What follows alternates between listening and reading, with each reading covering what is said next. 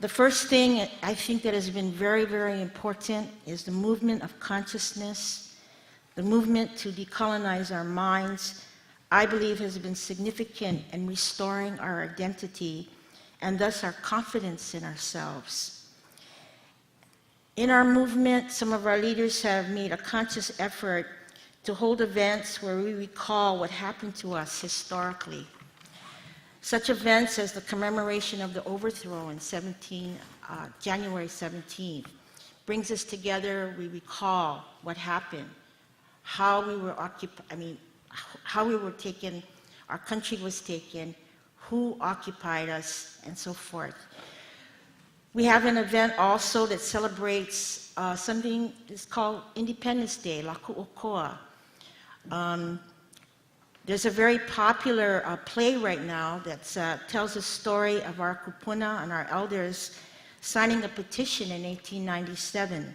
The petition was directed to President McKinley and basically said that the undersigned did not want to be annexed to the United States in any shape or form.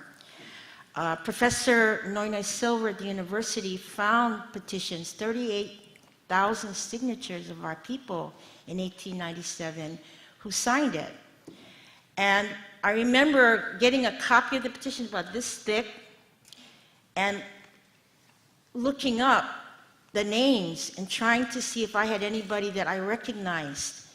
And I couldn't believe it, but after, a couple of years and getting to know some of my genealogy, I found my great-great-grandfather, Solomon Nui Pelioholani. He signed the petition in 1897 at the age of 49. I found my great-grandfather, Charles Keko'olani. He signed the petition at the age of 19.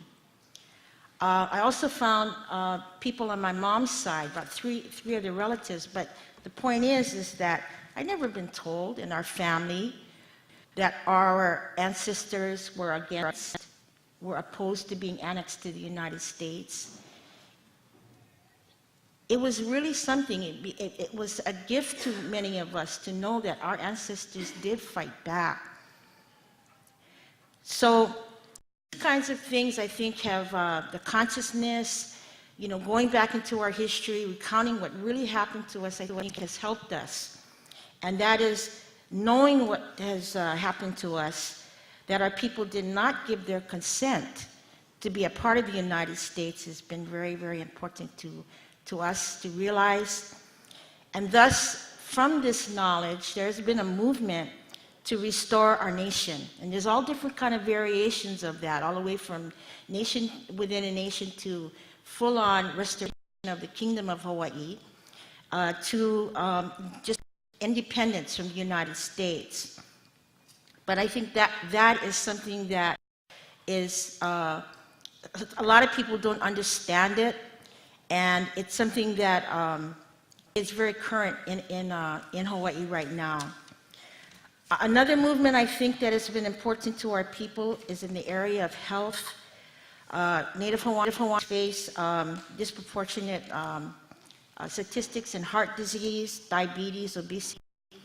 And so we've had a movement to get back into what we call aipono, and that is to eat correctly, to get back into our traditional foods and to eat correctly. Now, if we go back into our traditional foods, that means we have to go and grow them.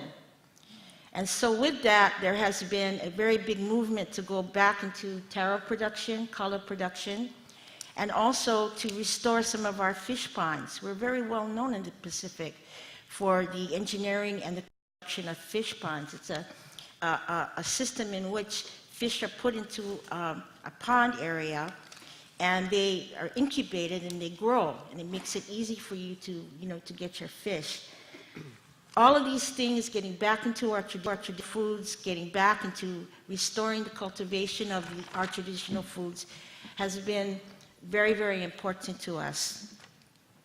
Another thing that I think has been important is the restoration of culture and language.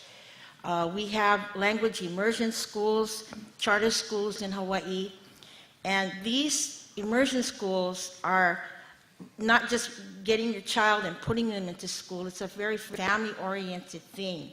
So where you have your parents who don't speak the language, they're really challenged to do so, and so that the children can talk to them.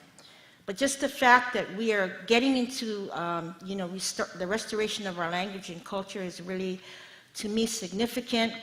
We have a movement to get back into some of our traditional ceremonies, such as makahiki, which is a time in which we celebrate the harvest. It's like a harvest festival. And I know for myself, growing up, we didn't do hiki, we did Christmas, but I don't know where Santa Claus is in our homeland. So another thing is the whole idea of navigation. That has been very, very significant to us, because it's taken us to realize that we are actually navigators, and that the Moana Nui, the Pacific Island, Pacific Ocean, is a place in which we used to, travel. And so that navigation, wayfinding has been enriching for our people. So having this ike, this knowledge, I think has given us the confidence and appreciation of our ancestors and our culture.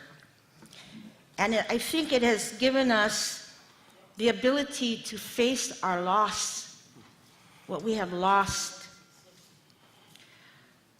and to be proud of ourselves and to recover what it is that we need to make ourselves forward and strong to go forward.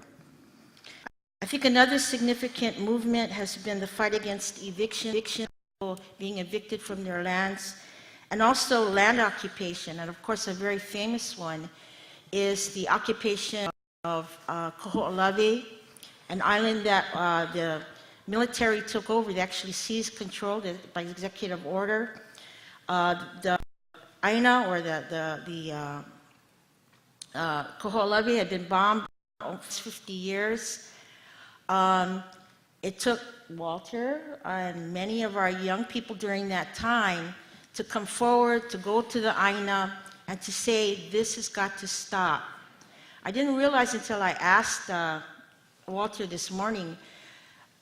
He was there, he occupied the Aina for 38 days. He was also arrested 5 times, yeah? With that whole movement, there were 5 landings on that island. I was on the last landing. And that whole thing of coming forward, saying that we don't want this to happen anymore. We will not allow our land to be bombed anymore. To have actually gone into the Aina, to see the destruction, the projectiles, and all of the destruction that they had done, made us feel like this cannot happen. We must take care of our land. We must aloha our land. There have been restoration projects for the Aina. There has been some cleanup, but not enough. I think $400 million went into the cleanup, but it's only really actually been the surface. So I don't know if that island will ever totally be restored for habitable use. When we started to come out around Keko'olani, it also made us pay attention to other lands under military control and to scrutinize their activity there. And so there was some momentum, like on the island of Oahu, for example, just as our people had lived and seen what had happened to Keko'olani, we went to Makua Valley, which is under the Army control, and also saw some of the destruction. And there was a whole movement to get the military to stop its activity. Until today, it hasn't been used for live fire training, but it still hasn't been returned to us. After 9/11 of the Iraqi war, the Pacific Island nations and Hawaii became the target of increased militarization. So we began to see that there was an increased activity. We had an announcement that 350 Stryker tanks would be coming in a brigade. There was millions and millions of dollars of money going into new construction of military housing and military base building. Some of the issues that we're facing currently today that we're fighting, recently the Marines announced that they're going to be bringing over 2,000 Marines from Okinawa to Hawaii, and with that they're going to be doing helicopter training. This is 48 aircraft, helicopter aircrafts that are going to the island of Oahu. 24 of them are officers. And we know people in Okinawa are fighting against them. This activity is going to take place in an area that is very heavy, residential area. It's very, very dangerous. We've also been told that there's been activity and expansion on the Big Island, and that's Pohakaloa, 133,000 acres of land being used for military training, for live fire training. And one of the big issues that we have right now is that the military, leases the land, and they pay like $1 for, the lands that they have. And so right now what we're doing is a campaign to make sure that these leases are not renewed, and that the military also clean up what it is that they've done to the land. They've been using depleted uranium there, for example. Anyway, understanding that, Hawaii, we people are facing their expansion. We're going to get more, not less, of all of this stuff. Understanding the Pacific pivot and the expansion, I think, has made us realize that the whole Pacific and all the activity that's been going on in military expansion, that we're not alone, that we have to see the big picture, and that we have to have, it's very important for us to have solidarity with other people who are also facing the same conditions. And so solidarity is very important. I think that's what Moana Nui is all about, us getting together and talking about the conditions that we're facing, and also sharing some of the successes of how to, confront what it is that we have to confront. Just two more things I wanted to say, that so many times we fight against what's happening, but I think what we are doing is we're really trying to think about what it is that we want to affirm. We want to reclaim our lands under military control by demanding access and demanding that we have memory of these places. If we don't have access to these places, if we let them allow them to keep up their gates, we will lose our understanding of that place, a sense of place. We're reclaiming our stories to these places. For example, when people think of Hawaii, they think of Pearl Harbor, the attack. People don't know that that area is called Keawalau Pu'uloa, the many locks of Pu'uloa. There were 36 fish ponds there once upon a time. It was a place that provided food for our people, yeah?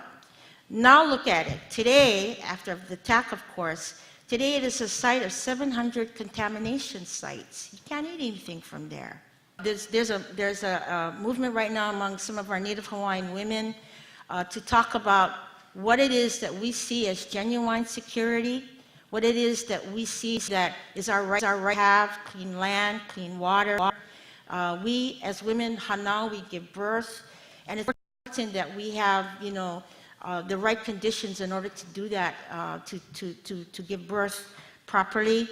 So we're talking now about what it is that we want, not national security, but genuine security for ourselves.